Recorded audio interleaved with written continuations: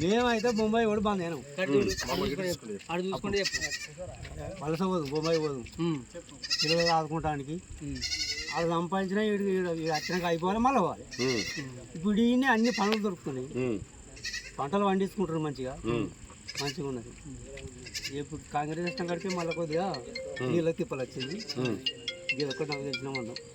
అప్పుడు మరి బొంబాయి ముచ్చట చెప్పినా బొంబాయి ముచ్చట మరి బొంబాయి పోయినప్పుడు ఇడేముంటుండే ఇది ఏం లేకనే పోడు అంతేనా? ఇలా వసతి లేకనే ఆడిపోతుంది. వలసలు బంద్ అయినాయి. ఎవరు వచ్చినాక బంద్ అయినాయి వలసలు? కేసీఆర్ వచ్చినాక నేను అక్కడికి బయలుదేరి రాగా ఊరూరుకు టెంట్ వేసేది నాకు తెలియదు. అది ఇట్లా మొత్తం ఊరు పోలీసు వాళ్ళు ఉన్నారు. ఏంటంటే ఇప్పుడు టీఆర్ఎస్ ప్రభుత్వం ఇట్లా ధర్నా చేస్తారు తెలంగాణ కావాలని. ఇవి వచ్చిన ఇటే ఉన్నామా ఇవ్వలే ఇక్కడ పని మనకి గిన్నె దొరకబట్టే మనమే వేరే దేశం వాళ్ళు వచ్చి చేయించుకుంటారు పని. నేను టైల్స్ అక్కడ వచ్చి పెడతాను మనం మనకు వస్తలేదు పని అట్లా. అప్పుడు పని ఎవరైనా చేయించుకోండి పని బతుకుతానికే కట్టమని సీట్ పని ఎవరు చేయించుకున్నారా ఇక్కడ నేను అన్నది కాదు.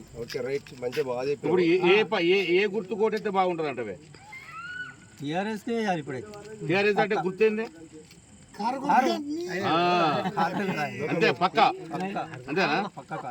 జై తెలంగాణ, జై తెలంగాణ. హరిశన నాయకత్వం ఆరు గుర్తుకే గుర్తుల గుర్తుంచుకో గుర్తుల గుర్తుంచుకో. జై తెలంగాణ.